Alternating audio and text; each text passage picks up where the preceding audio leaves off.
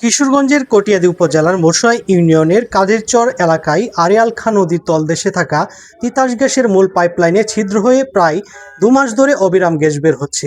স্থানীয়দের অভিযোগ, নদীর পাড়ে গড়ে ওঠা একটি অবৈধ চুন তৈরির কারখানায় গ্যাস চুরি করে সংযোগ দিতে গিয়ে দুর্বৃত্তরা মূল পাইপ ছিদ্র করে ফেলে। এরপর থেকে প্রতিদিন অপচয় হচ্ছে রাষ্ট্রীয় সম্পদ, আর আতঙ্কে রয়েছে নদী পাড়ের বাসিন্দারা। এরকম হচ্ছে আস্তে আস্তে হইতে হইতে এখন একটু বাড়ছে। প্রথমে হয়তো একটু একটু করে যাচ্ছে, তখন আমরা এটা জানতে পারি নাই। আস্তে আস্তে এটা বড় হইতে হইতে এখন বিশাল অবস্থা ধারণ করছে। এই এলাকার অনেক মানুষ নিরাপত্তাহীনতায় ভুগছে। তারা অনেক ভয় পাচ্ছে। গ্যাসের ব্যাপারটা কোনটা কোন দিকে মন নেই তো বলা যায় না। আমরা খুবই শঙ্কিত, এই এলাকার মানুষ খুবই শঙ্কিত অবস্থায় আছে। দেখেন মানুষের অবস্থা, মানুষ জড়ো হচ্ছে এবং এটা যে কোনো সময় যে কোনো ধরনের দুর্ঘটনা ঘটার সম্ভাবনা থাকে। পরিবেশের তো ক্ষতি হয়েছে, আমাদের দেশের বিরাট একটা ক্ষতি হইতেছে। নরসিংদী থেকে আসা তিতাস গ্যাসের মূল পাইপলাইন আড়িয়াল খাঁ নদীর তলদেশ দিয়ে কিশোরগঞ্জ জেলাকে সংযুক্ত করেছে। স্থানীয়দের দাবি, দেশের বিভিন্ন স্থানে যখন গ্যাস সংকট চলছে, সেখানে রাষ্ট্রীয় সম্পদ এভাবে প্রায় 2 মাস ধরে অপচয় হওয়া অত্যন্ত দুঃখজনক। যারা এই ঘটনার সঙ্গে জড়িত তাদের দৃষ্টান্তমূলক শাস্তির দাবি জানিয়েছেন স্থানীয় জনগণ।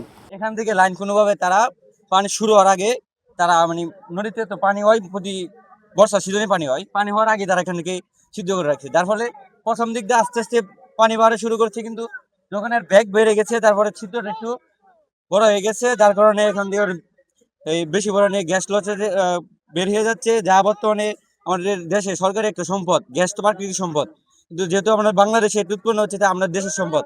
আমরা চাই না আমাদের দেশের সম্পদ নষ্ট হোক। অ্যাজ সুন অ্যাজ পসিবল যত শীঘ্র এটা বন্ধ করা দরকার। তা না হলে আমাদের পরিবেশ, যেমন এই গ্যাসের কারণে আমাদের মানুষের ভিতরে আতঙ্ক ধরে গেছে, কোন সময় কি বিপজ্জনক ঘটনা হতে পারে তা আমরা নিশ্চয়ই জানতে পারি না। আড়িয়াল খাঁ নদীর তলদেশে গ্যাস পাইপলাইন থেকে অনবরত গ্যাস নিঃসরণ চললেও এখনও সমস্যার স্থায়ী সমাধান হয়নি। এতে একদিকে যেমন মূল্যবান জাতীয় সম্পদের অপচয় হচ্ছে, অন্যদিকে সম্ভাব্য অগ্নিকাণ্ড বা বিস্ফোরণের শঙ্কায় আতঙ্কে দিন কাটাচ্ছেন নদীপাড়ের মানুষ।